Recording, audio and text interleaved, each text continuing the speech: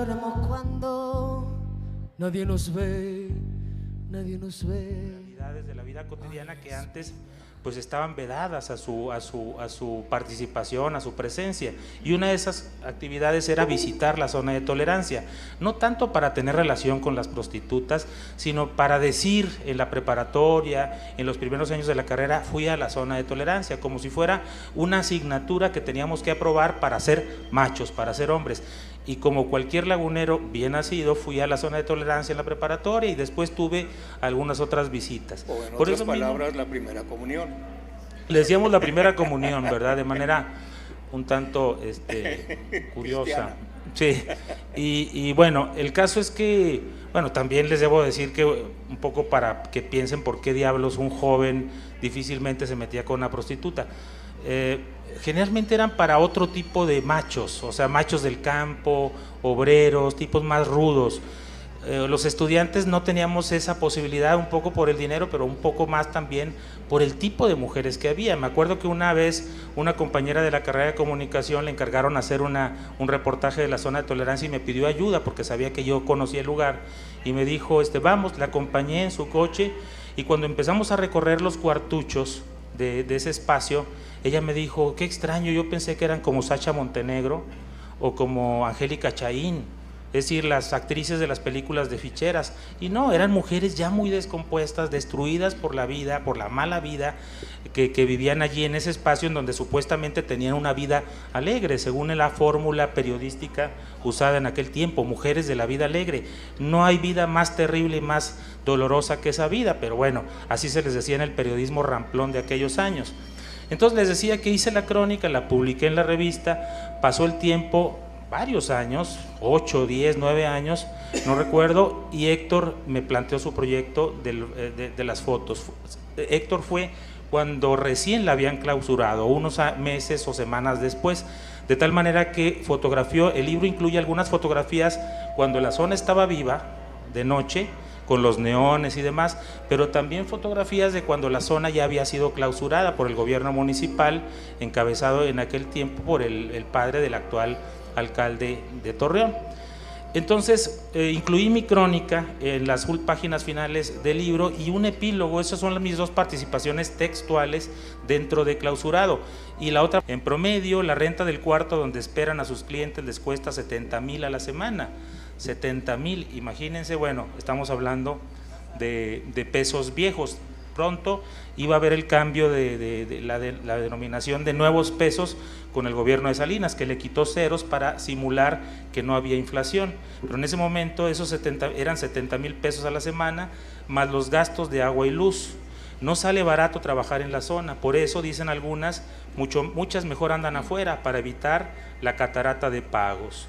Las prostitutas no son muy parlanchinas con los periodistas, muchas no son de la comarca lagunera, bastantes vienen a trabajar del centro o del sur del país, las hay del Estado de México, de Veracruz, de Oaxaca. El acento con el que hablan ratifica su carácter de fuereñas. Una prostituta con el pelo imitación Yuri, al oír la petición del periodista, lo despachó con jarocho timbre de voz. Que Dios te ayude, mi güey, dijo.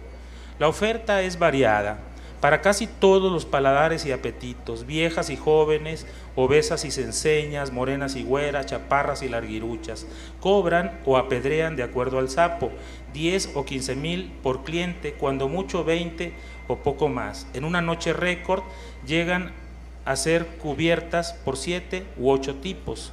Parecen altos ingresos, pero enfatizan sus gastos: renta y servicios, papel sanitario, jabón de tocador y detergente, óvulos, condones, cosméticos, zapatillas, trapos, cigarros, pasajes de camión. Además, muchas mantienen una familia, tienen hijos de cuyos padres no quieren o no pueden acordarse y los mandan a la escuela y desean otra vida para ellos. Una orgullosa y con razón señaló: tengo un hijo de 19 que ya mero sale de técnico electricista.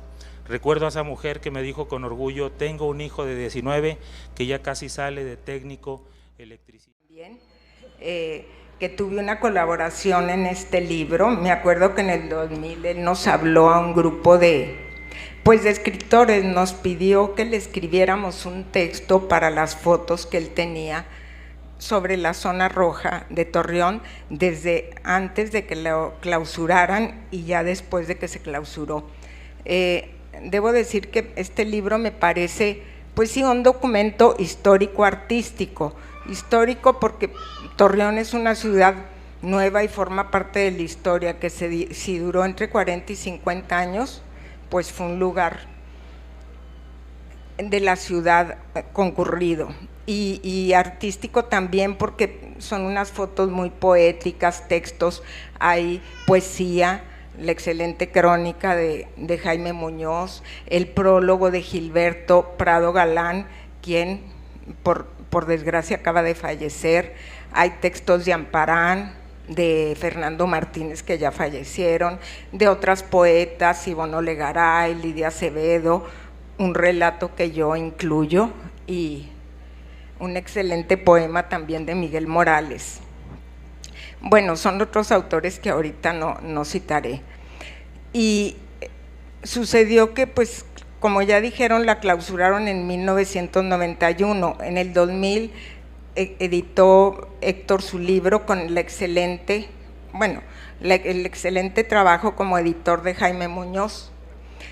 Y relatando todo lo que era, pues, la clausura de ese lugar, que realmente al haberla clausurado no se terminó la prostitución, sino que se dispersó por toda la Morelos y por gran parte de Torreón. Entonces, pues sí, en muchos lugares importantes del mundo existe una zona roja, que es un lugar confinado, donde las prostitutas y los antros están dentro de un espacio, y ahí hay más seguridad para todos, para ellas, evitando que haya violencia y ultraje que haya en las calles, y también para los parroquianos. Debemos recordar que, como dice una frase, la prostitución, una famosa frase, la prostitución es la profesión más antigua del mundo. Habrá quien levante las cejas y censure, critique, quien trabaja de eso, pero dentro de la prostitución hay una amplia gama de causas, son causas multifactoriales, diferentes clases sociales que trabajan ahí. Claro que en la zona roja de Torreón, ante todo era gente, mujeres, pues, que padecían de marginación, pobreza, poca educación. Y creo yo que la prostitución se mueve en todo un rango que va desde aquellas adultas que han elegido dedicarse a eso porque les implica a lo mejor menos preparación que para otro trabajo, prefieren trabajar de eso que en una fábrica de obreras. Quizá ganen un poco más, quizá no, pero bueno, que lo han decidido voluntariamente dedicarse al comercio sexual. Y en el otro extremo estaría lo que es la trata de blancas, la esclavitud sexual, que esa pues realmente es un delito, que hay quien secuestra a jóvenes, jovencitos, jovencitas, para que se dediquen a eso, recibiendo un ingreso. Los proxenetas, o sea, los que se dedican a regentearlas, reciben un ingreso, o sea, es todo ese matiz de causas, o de que una va del delito y otra va a la libre decisión. Y también la prostitución, si lo más común es que esté en la clase baja, en mujeres, como les digo, pobres, humildes, con poca educación, también se da la prostitución en clases altas, o sea, mujeres que deciden en recibir a alguien y cobrar en un departamento hasta hermoso, que deciden trabajar así, o en la Ciudad de México, o incluso aquí, o también he sabido yo de también jóvenes, pues mujeres que se han dedicado en temporadas a eso para pagar la colegiatura de su universidad privada. Entonces el margen de la prostitución, las causas y el tipo de clase social es muy amplio. Recordemos que en la historia, pues siempre ha existido la prostitución, desde en la antigua Grecia, que era algo pues permitido. De hecho, había mujeres que estaban las prostitutas en el templo de Afrodita como un tipo de homenaje a la diosa.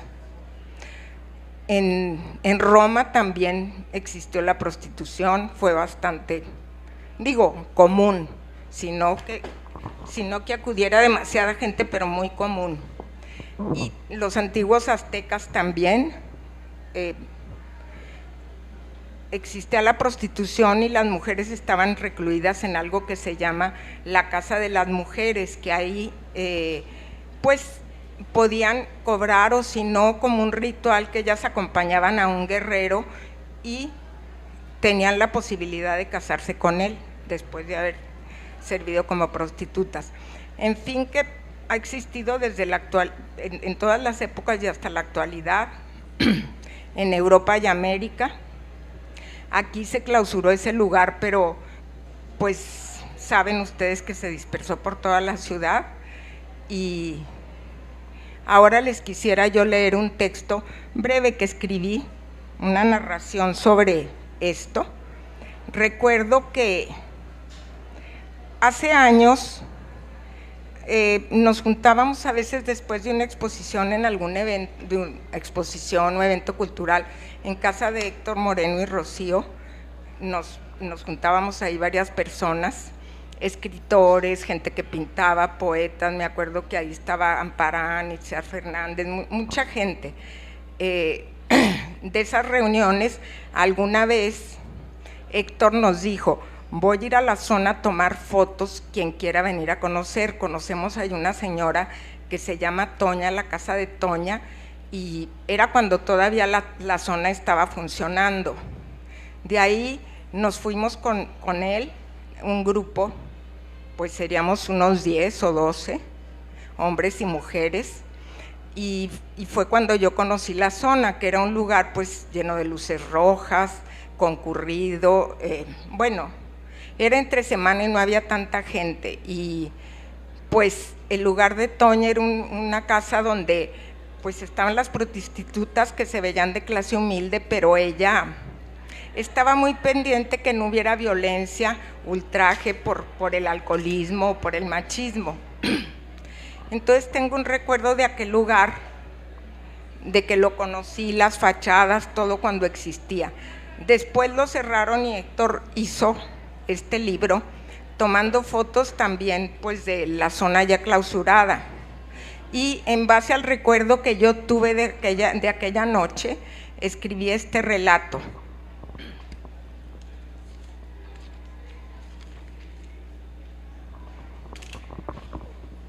Se llama A talonearle en las calles del centro. Por fin regresa a su trabajo después de muchos meses de ausencia, pero no de olvido. Atardece y el sol deja colores de despedida sobre los cerros. Lucy camina por las calles que desembocan en la zona al lado del puente anaranjado. Ella quiso llegar vestida con su ropa de oficio. La minifalda untada y los tacones de estaca le impiden apresurar el paso tanto como quisiera. Largos meses atendiendo a su hermana enferma que vive en Sombrerete. Todo había culminado en un funeral. Ni una carta, ni una llamada. ¿Para qué? Sabía que volvería y doña Toña le había dicho que ahí le guardaba su lugar. Por ahí había crecido en aquel mundo aparte que abría sus puertas cuando el resto de la ciudad dormía y la oscuridad dejaba libres los instintos. Mundo onírico, mundo raro para algunos y cotidiano para otros. Mundo de cumbias y besos, de senos al aire y semen. Lucy se detiene ante la zona, en la tienda de Artemio, a la entrada de la zona, para saludar al viejo y aprovisionarse de cigarros y chicles. Artemio le regala un refresco. Quizá con un trago dulzón será más fácil que pase la mala noticia. No llegues, la zona ya no existe, la cerraron, dice Artemio, rascándose la despoblada cabellera.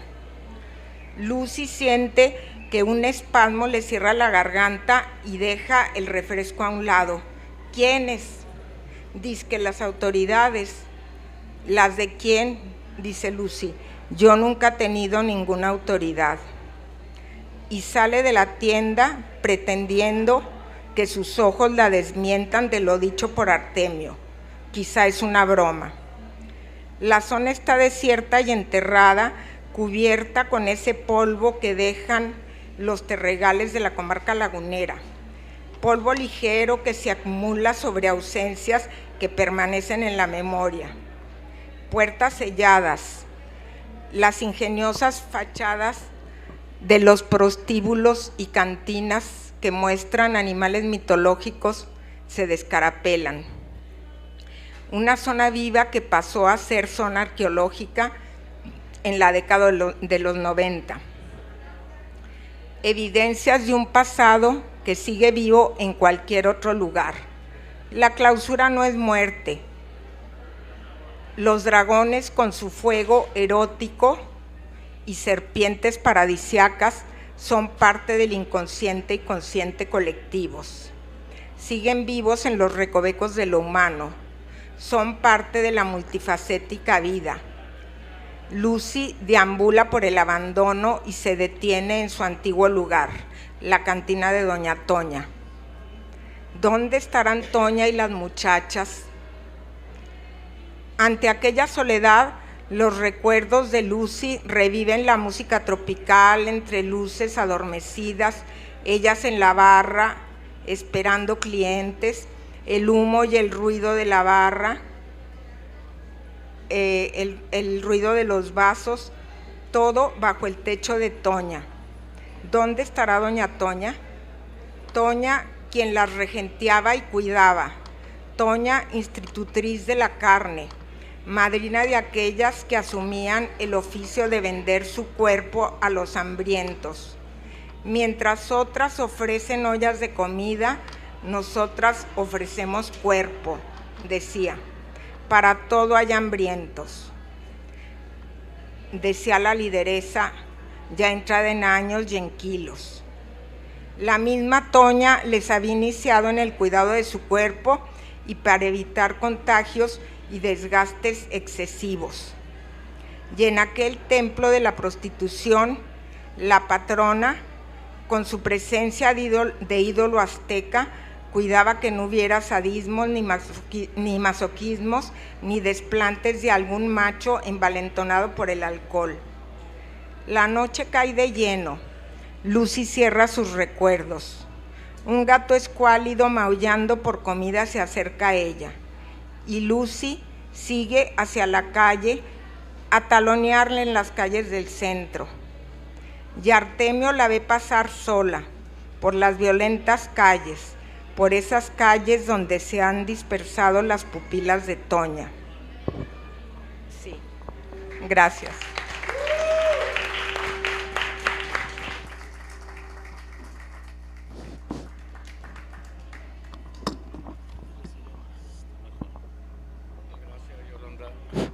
Gracias, Yolanda. Un texto corto. Necesito esperarte el micrófono más. Ajá. Porque no se escucha. Ok. Necesitas ponerlo más cerca. Ok, es de Alonso Licerio, un pintor y escritor. No sé si viva todavía Alonso. Todavía vive. Lo acabas de ver, me lo saludas. Y el título es Profanación de la zona. Dice, a mediados de los 70 regresaba a mi comarca con una información de Pablo Leder, asistente de Jodorowsky en la película El Topo. En Torreón, en la zona de tolerancia, era posible conseguir modelos sin gran problema. Y en la línea que quieras, desde las flores ejidales hasta las gordas inmensas de Fellini. Con estos datos, acompañados de los maestros Nazario Simón, Hugo Presa y José Luis Torres, conocedores del terreno, iniciamos la tour. Partimos a la zona a seleccionar el arquetipo femenino. Por supuesto, la llegada a cada sitio era cerveza obligada. Terminamos evidentemente ebrios y se olvidó el objetivo. En entusiasmantes y posteriores visitas apareció la musa, la niña que reunía el peso, estatura y medidas de mis modelos de la Esmeralda. Caballerosamente la abordé en la barra de las antológicas y famosas jarras. ¿Me permites invitarte una cerveza? A la tercera cheve, y ya encarrerado el gato, le dije: soy dibujante y quisiera que posaras desnuda, más o menos 2 horas cada fin de semana. Golpeó la cerveza en la barra y respondió: mira, cabrón, me pongo como quieras, me dejo hacer todo, pero encuerada no me dibujes, pinche maníaco. De aquellas visitas realicé apuntes in situ. Unos fueron utilizados como viñetas en suplementos, parte de una serie inconclusa que se llamaría sugestivamente Zona de Tolerancia. Muy bello, toda la...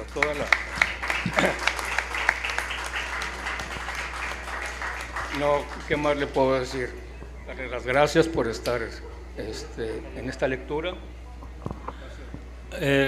Sí, el texto de Alonso es breve, pero una pequeña crónica, sí, muy grato, ¿no?, recordar ese texto. No, estaba viendo el índice y a propósito de la enumeración que hizo sin ver el índice mi querida Yolanda Natera, pues yo aquí lo tengo a la mano y me doy cuenta de que muchos ya no están. En principio el prologuista, Gilberto Prado, que murió hace no más de 2 meses. Luego Ivonne Olegaray creo que vive. Francisco Amparán murió en 2010. José María Mena Rentería, periodista de La Opinión, que se llamaba todavía La Opinión y no Milenio Laguna, también ya murió.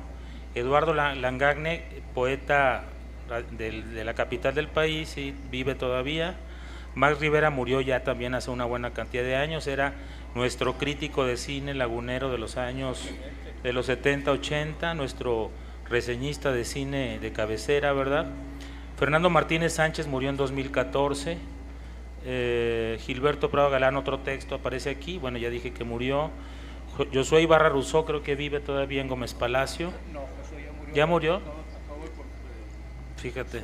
encontrarme a su hijo, me dijo que murió hace 10 años. Ah, bien, no sabía que murió Josué Ibarra Rousseau. Lidia Acevedo vive, Saúl Rosales vive, lo veo mañana, por cierto.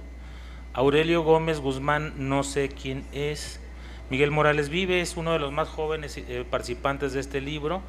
En aquel momento tendría 25, 27 años, ahora debe tener cerca de 50. Alonso Licerio ya mencioné que vive, el texto que leíste es de él. Y luego, bueno, yo, si no me equivoco, también vivo. Y Yolanda Natera también aquí a mi siniestra. Aquí a mi siniestra, o sea, a mi izquierda, también vive. Entonces, fíjense que la mayoría, si hacemos un censo rápido del índice, la mayoría ya no están. En ese sentido, este libro también es un documento de su escritura. Aunque ustedes no lo crean, aquí está reunido en este libro buena parte de la crema y de la nata de la escritura y del periodismo de aquellos años, ¿verdad?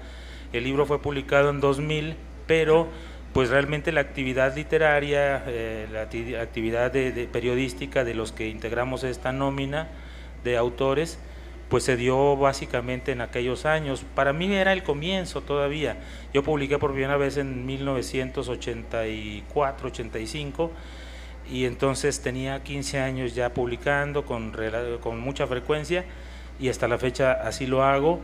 Entonces, pues también, como les digo, tiene ese valor, y el valor que resaltó, que destacó Yolanda, de la belleza de las fotos. Algunas de las fotos, debo decir, fueron tomadas in situ mientras la zona vivía, y otras cuando la zona ya estaba cerrada. De alguna manera era más fácil tomarlas así. Cuando la zona estaba en actividad era difícil porque Héctor tenía que cargar la cámara y era muy difícil disfrazarse. o ocultarse, lo podían detectar y después reprimir. No era tan fácil tomar fotos como ahora con el celular, que se oculta, que se saca, que se toma y demás. Era una cámara grande, aparatosa, y en ese sentido las fotos, cuando la zona está viva, son fotos muy interesantes. Ahora, yo quiero un poco para cerrar decir que en aquellos tiempos, y creo que hasta ahora, esa reminiscencia que nos queda de la zona de tolerancia, también llamada la sonaja, la zongirirongi y demás, la sonaja, la zongiri, el sector rojo, también el sector rojo de la colonia Maclovio Herrera, así le llamaban en el periodismo, porque se llamaba el pujido, ¿verdad? Quién sabe por qué razón el pujido. Pero les decía que yo siempre sentí que a la zona se le idealizaba, sobre todo desde la mirada artística. Y eso me parece que, bueno, es una forma de exaltar la belleza, el colorido, la sordidez del espacio, pero para mí, siendo muy sinceros, era un lugar terrible, terrible, y que mostraba un flanco doloroso de la realidad que era inevitable ver, pero que en aquel momento nosotros lo ocultábamos un poco porque pensábamos que era lo normal, y realmente lo normal no es ese tipo de vida. Si bien es una opción de trabajo para muchas mujeres, y si bien lo han favorecido gobiernos e instituciones como la Iglesia Católica, que les parecerá una paradoja, pero en el libro Lujuria de Juan Eslava Galán hay varios capítulos dedicados al fomento de la prostitución de parte de la Iglesia Católica. Ustedes dirán, pero ¿cómo la Iglesia Católica fomentando la prostitución? Sí, ¿por qué? Porque la prostituta en muchos espacios de las regiones controladas por la Iglesia, gobernadas por la Iglesia, sirve para que los matrimonios no se destruyan. Los hombres van de manera controlada a tener relaciones con otra mujer porque se aburren con la propia, porque la propia no satisface sus deseos o sus fantasías, la prostituta sí, y entonces eso provoca que el matrimonio se mantenga estable. Entonces, no, sí les daba el chivo completo y les cumplían en todo, pero ellos querían más, y junto a la mujer formada en la iglesia, que tiene que asumir una posición, que tiene que cuidar a los hijos, que tiene que voltear nada más ver al marido y a ningún otro hombre, la prostituta se ofrece como un banquete, como un buffet para el hombre. Entonces la iglesia, sabedora de esa circunstancia, fomenta la prostitución, por supuesto que vigilada, controlada, como ahora lo hace el gobierno. En los casos de prostitución, aunque ustedes no lo crean, aquí hay mucha prostitución en Torreón. Las salas de masaje son salas de prostitución y tienen que cumplir con ciertos requerimientos de carácter burocrático. A las prostitutas se les revisaba, si no tenían una credencial no podían ejercer la profesión, les revisaban para que no tuvieran enfermedades venéreas graves que pudieran provocar una situación grave en la comunidad. Entonces, pese a esas circunstancias de control, de vigilancia y de fomento de instituciones, pues a mí me parece una terrible realidad. O sea, idealizarla artísticamente, sí podemos hacer eso un poco, pero si le rascamos un poquito, arroja putrefacción, ese tipo de circunstancias, y lo mejor sería que no existiera, pero también eso es una utopía, ¿verdad? Porque a final de cuentas una mujer adulta puede decidir muy conscientemente ejercer eso y está en todo su derecho de hacerlo. No sé si haya preguntas. Sí, dentro de la historia de la prostitución se me pasó decir que en la Edad Media, que realmente quien predominaba era la Iglesia Católica y era muy rígida, era permitida la prostitución confinada a lugares, a barrios, y incluso el municipio regenteaba, o sea, como que administraba ahí o exigía, pues como actualmente pues se exige que se hagan sus revisiones médicas,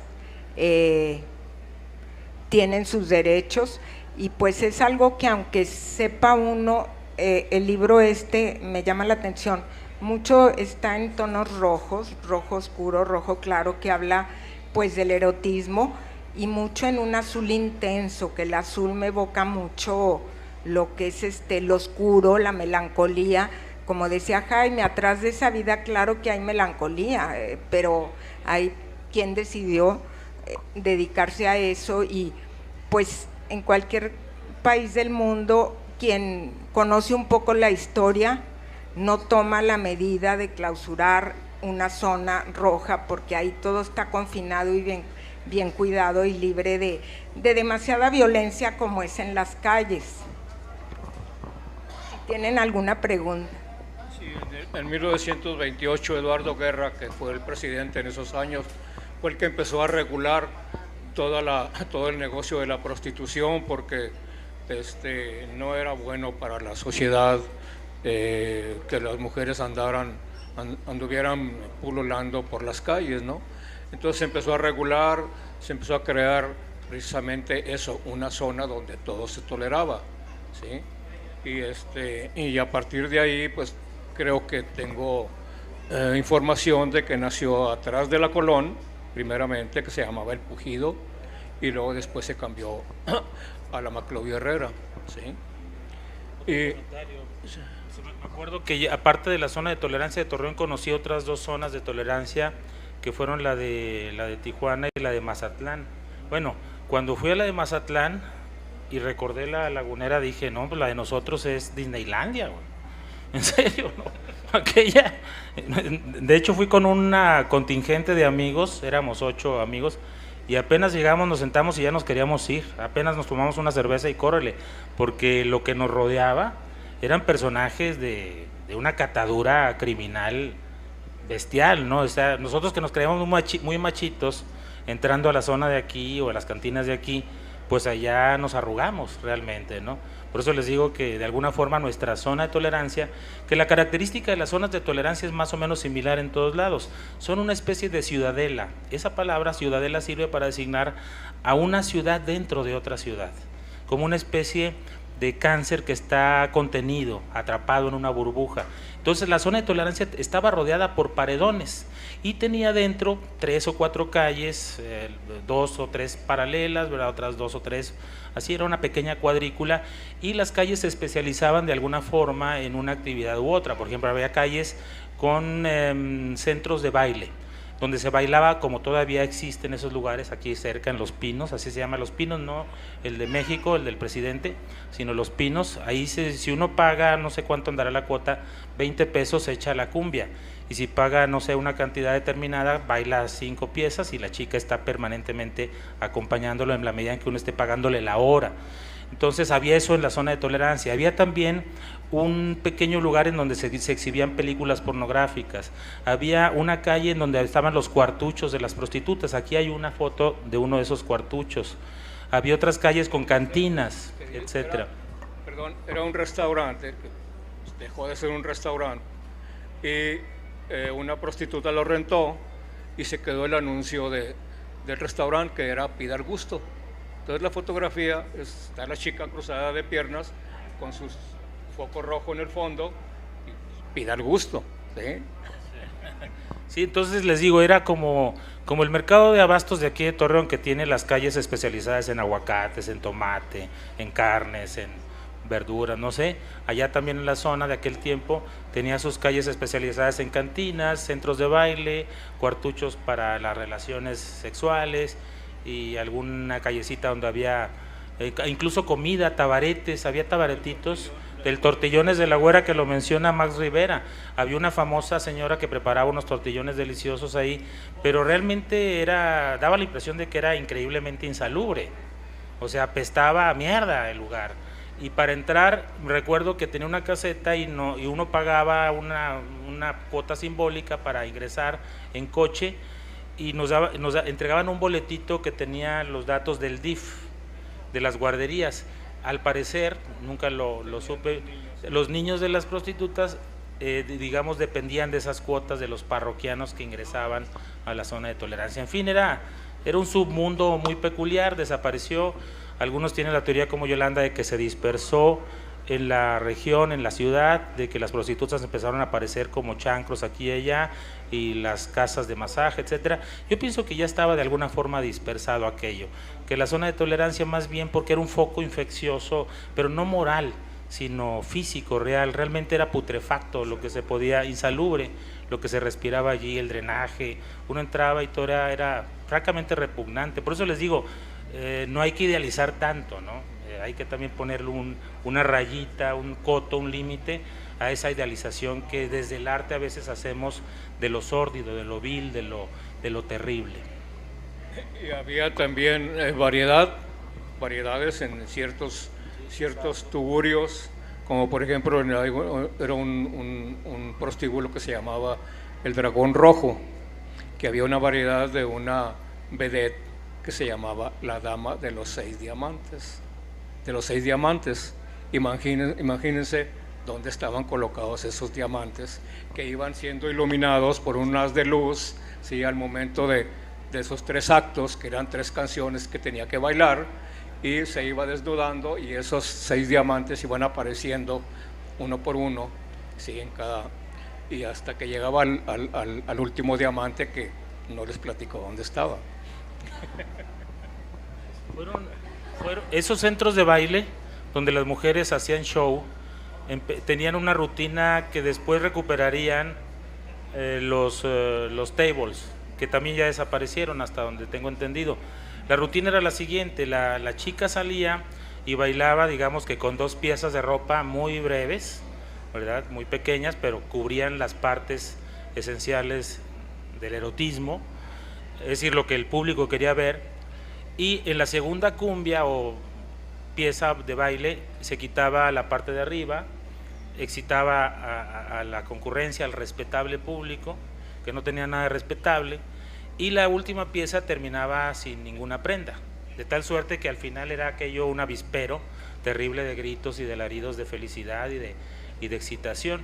Y después terminaba su tanda y seguía otra chica, y eso se sucedía toda la noche. Y tenía maestro de ceremonias, un tipo que se apellidaba Ríos, que tenía la peculiaridad, sí, era muy ingenioso, porque el tipo, por supuesto, lo agredían verbalmente los parroquianos, ya borrachos y demás, y el tipo tenía mucha habilidad para defenderse verbalmente, de tal manera que si uno le decía algo rápidamente te reviraba con un albur y te despedazaba el tipo.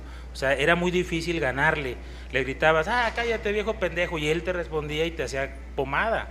Entonces el tipo era un experto para eso, un genio para la improvisación, y él es el que presentaba a las chicas, todas, por cierto, con nombres exóticos, ¿no?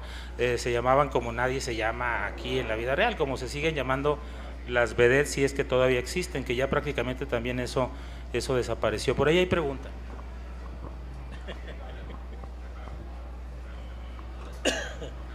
¿Nada?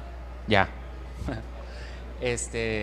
Bueno, mi pregunta es, las fotos de día parecen como muy desoladas y solitarias, y las que son de noche están llenas de personas. ¿Muy qué? Como desoladas y solitarias, las que están de día.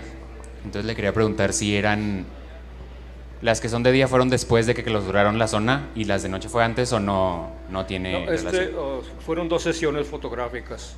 Una cuando la zona de tolerancia estaba en su auge, ¿sí? O sea, ahí se puede ver, puedes ver algunas imágenes de parroquianos bailando, ¿sí? De prostitutas como pida el gusto.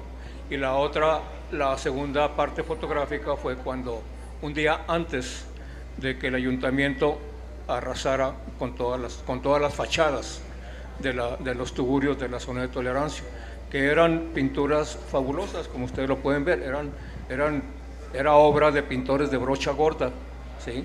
¿Quiénes eran? Vete a saber, pero que les encargaban los mismos propietarios. Píntame aquí una parejita, púntame aquí. Por ejemplo, había 2 sirenas dentro de una cantina, ¿sí?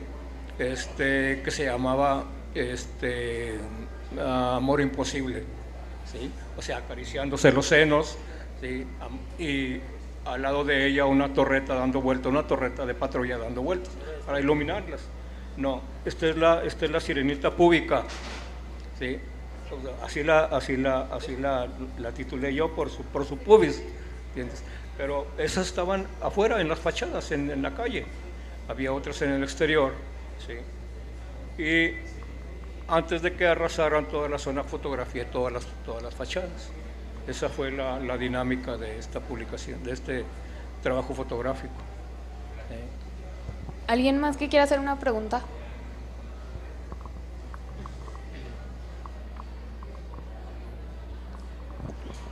Yo sí quisiera, bueno, por un lado otra vez...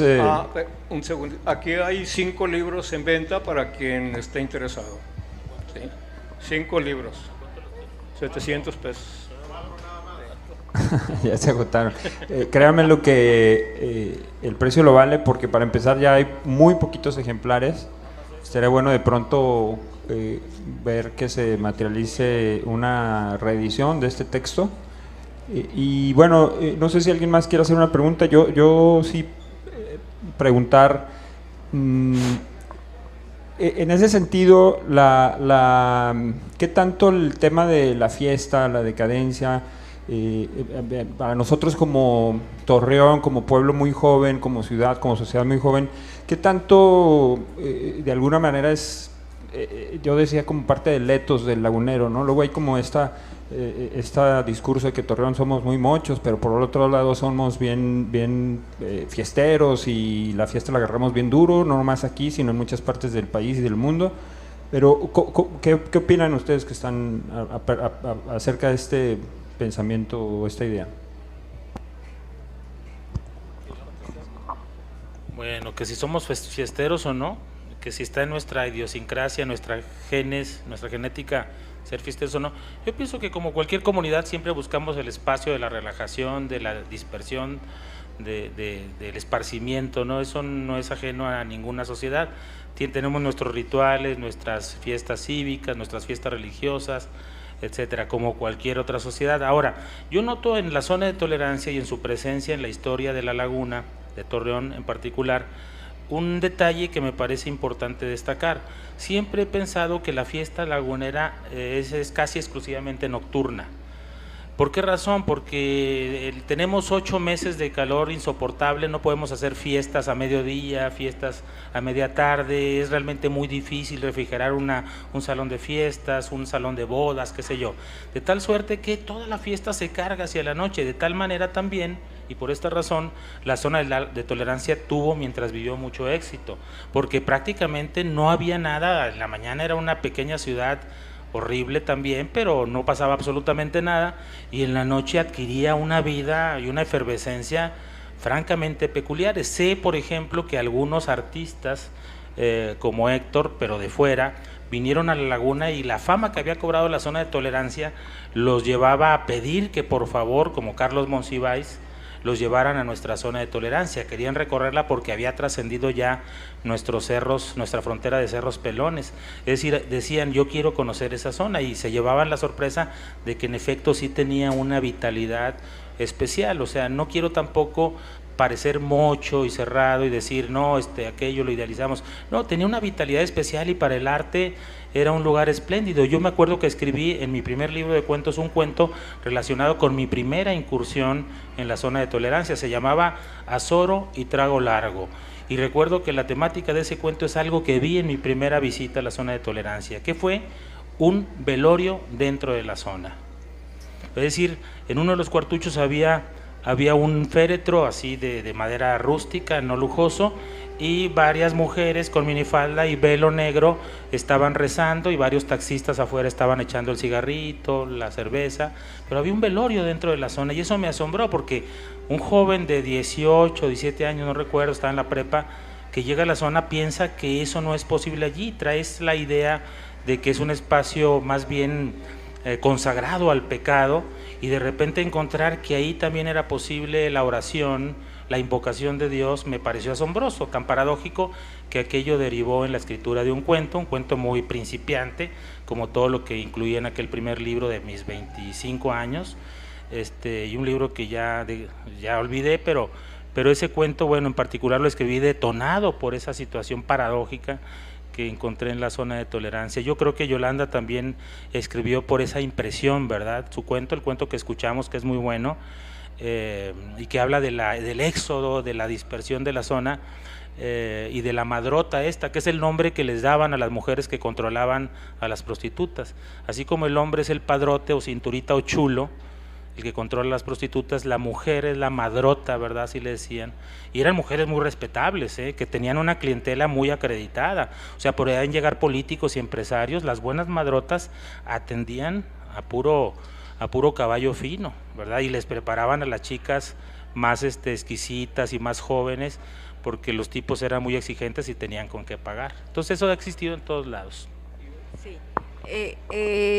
Sobre eso que comentabas, que si Torreón era muy mocho, mira, yo consultando libros de historia, porque tengo una novela que habla de cuando, bueno, es una novela, pero se ubica en la época que de principios de 1900, un poco después de la Revolución Mexicana, aquí precisamente en La Laguna.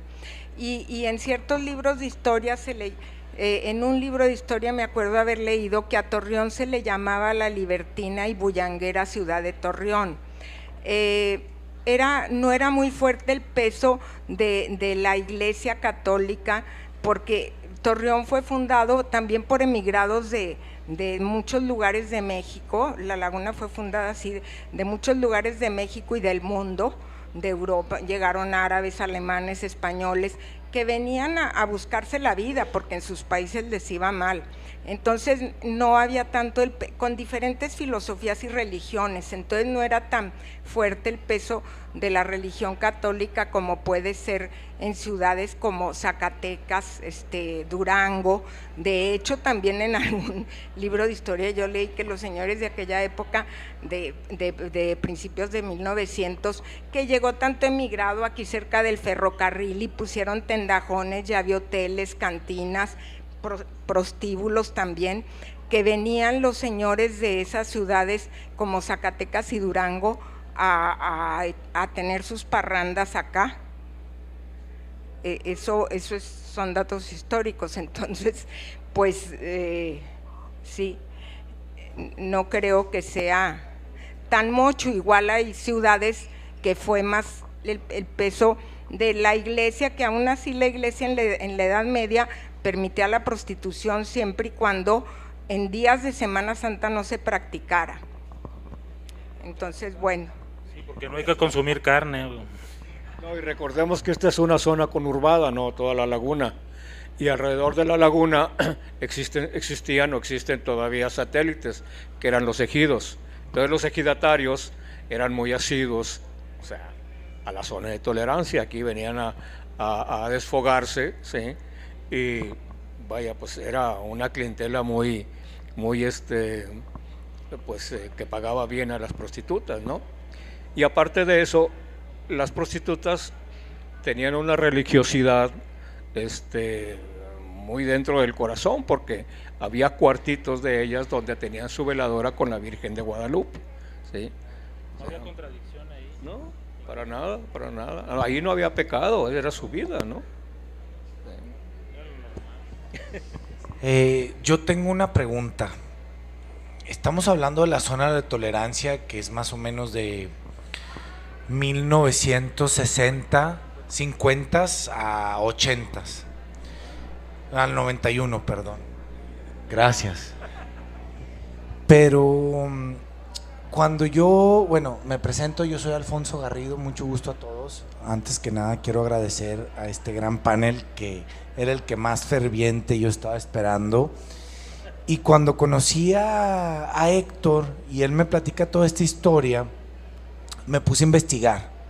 Y dije, bueno, ok, ¿de dónde viene esta relación con Torreón y las prostitutas? ¿De dónde nace?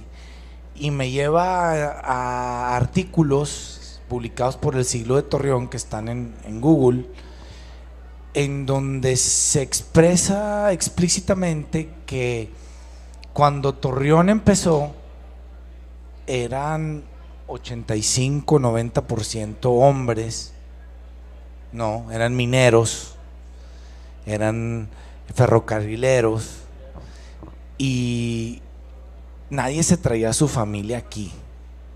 Primero venían a probar suerte, al inicio, ¿no? Ya después empezaron a llegar los alemanes, los españoles, pero a mí me sorprendió el dato de decir, wow, o sea, la relación Torreón-prostitución está desde los inicios que empezaron las vías del tren, que básicamente es cuando empezó Torreón.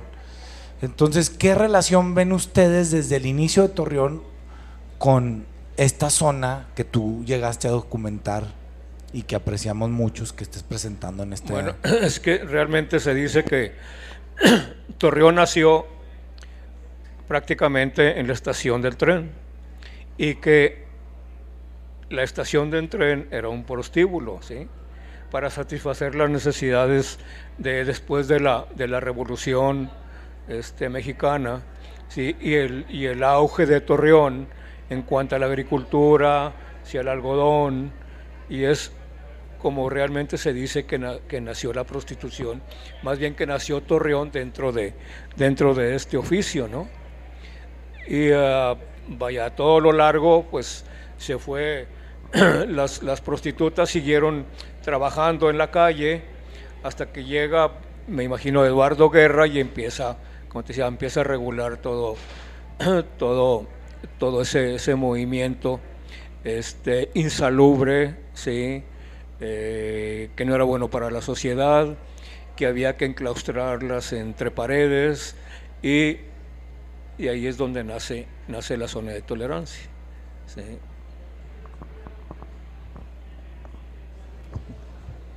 Ok, pero entonces, así si tuvieras que cerrar con una frase de básicamente Torreón y las prostitutas nacieron a la par, por todo lo que dices, por toda esta saciedad y que solo había hombres, y eso de cierta manera históricamente pues derivó un mercado o una tendencia o una tradición, pero ¿cómo lo compararías tú con el día de hoy, por ejemplo? Pues como decía Jaime ahorita, ¿no? O sea, todo se diversificó, sí, en los table dances, en las casas de masaje. Ahorita realmente me imagino que hay bastante prostitución alrededor de aquí del centro, ¿no? Como se dio cuando se clausuró precisamente la zona de tolerancia. Sí, ya no hubo control, entonces yo creo que eso influyó en que gran parte del centro se empezara a abandonar, ¿no? Sí. Una pregunta más, específicamente del lugar en el que estamos en este momento. Ustedes, ¿cuál fue la historia? Porque sabemos que el Hotel Galicia, después de los años 50 y tantos, cuando empezó todo este movimiento, decayó. O sea, el Hotel Galicia fue del 1933 a los 50 como lo top. Pero ¿qué opinan ustedes de este lugar en su papel de la zona de tolerancia? Pues en sus inicios, como tú dices, el Hotel Galicia era uno de los mejores hoteles de aquí de Torreón, ¿no? Aquí llegaron personajes, artistas, políticos, deportistas, todo tipo de gente de aquellos años, ¿no? Y fue decayendo, pues, como decae todo, ¿no? A través del tiempo, ¿sí? A diferentes causas. Y hasta que dejó de existir, ¿sí? Y ahora ustedes lo han rescatado. Tengo una anécdota que nunca he revelado sobre el Hotel Galicia y mi experiencia, mi propia vida. En una ocasión, ya el hotel, ya cuando este hotel era un muladar, con las camas desvencijadas, incluso con chinches, un hotel miserable, que cobraba nada por hospedarse aquí, y al que accedían únicamente personas migrantes o personas de muy, muy baja condición económica que llegaban en tren, en fin, gente muy humilde. Recuerdo que yo no tenía coche, llegué a mi casa y estaba cerrado y había tomado un poco de más y no traía mucho dinero en la bolsa. Entonces yo vivía ya por el rumbo del seminario, por la Soriana Constitución, con mis padres, y me dio mucha pena tocar y que abriera mi madre y me viera en ese estado, ¿verdad? Era joven, todavía podía desvelarme y beber. Ahora nada más esta cerveza, me ofrecieron otra y nada más una, ya no más. Y entonces dije, bueno, voy a irme a buscar un hotel, ¿verdad? A ver qué hay yo. Traía 5 pesos, ¿verdad? Nada. Y me vine caminando desde allá, el bulevar, todo, me empecé en las calles y llegué aquí a la Plaza de Armas, pregunté cuánto costaba la habitación en el Galicia, me dijeron, no, es gratis, güey, ya no sirve este hotel, ¿verdad? Pasé prácticamente y dormí en una de estas habitaciones, ¿verdad? Que era miserable, como les digo, y recuerdo particularmente que había escrita con una especie de moneda o navaja en la pared una frase que yo me puse a leer todas las inscripciones en las paredes, ¿verdad? De ese cuarto, porque tenía muchas, ya ni lo pintaban. Y decía, aquí estuvo fulano de tal, prófugo de la justicia. Entonces, eso me impresionó, dije, pues ¿en dónde chingados estoy? O sea, aquí donde han estado prófugos de la justicia me vine a meter. Entonces, esa anécdota nunca la había contado, pero yo dormí en algún momento, una noche de mi vida la pasé en este maravilloso espacio, pero ya cuando no era un maravilloso espacio, sino, como les digo, un lugar muy, muy triste. ¿Pero la pasaste solo o acompañado? No, solo. Si hubiera tenido más dinero, a lo mejor salgo aquí a la Plaza de Armas y encuentro algo, ¿verdad? Había mucho, un buffet ahí para elegir. Fíjate que se me hace muy interesante e invito a todos los que están aquí, porque una de las cosas más increíbles que cuando nosotros entramos antes de decidir hacer este espacio, Coyote, a mí lo que más me llamó la atención es lo que dices tú. Todos los cuartos tienen mensajes de amor, de despecho, de cariño, de la primera vez, de cuánto les pagaron. Nada de eso se ha borrado, así que si van a los baños o a alguno de los cuartos, los invito a que pongan atención ahí, porque pues esa es la historia, que no queremos borrar, que al revés, queremos evidenciar. Y qué interesante que me dices eso. Fíjate que hay un tipo de ensayo en el que se habla de la ciudad como un libro. Es decir, a la ciudad se le puede leer como si fuera un libro. Es decir, emite mensajes que un buen sabueso puede intuir, puede leer, puede descifrar. Bueno, a mí se me ocurre recopilar todos los mensajes, todos los grafitis de las paredes de aquí y hacer una especie de libro que se llame El Hotel como libro. Sí, o sea, ¿cuántas historias no se han de haber escrito aquí? O cuántas historias truculentas, tristes, dolorosas, no han de haber cargado los inquilinos, los huéspedes de este espacio. Este lugar es un lugar que debería ser patrimonio de la humanidad, empezando por Torreón, esa humanidad, ¿verdad? ¿Ibas a decir algo también, Elías? Ahora una pregunta, Alfonso, o sea, ¿qué va a pasar con el hotel después de esto? Buena pregunta. Hay tanta energía, tantas cosas pasando. Bueno, tú eres amigo del dueño, sí. No sé si estamos en charlas. Estamos en charlas. Para nosotros como Coyote lo más importante era, bueno, lo primero es demostrar el poder del arte para unir a las personas, y eso lo demuestra con ustedes tres aquí. Para mí es un orgullo, es literalmente el mayor honor de todo este festival, que gente con su experiencia se siente a compartir con nosotros esto. Ustedes, especialmente tú, el que tú hayas venido aquí, quiere decir que hay... No, yo te agradezco porque me sacaste de mi ermita, güey, me cierro, güey. No, pero el que hayas estado aquí cierra el ciclo de 6 generaciones de artistas.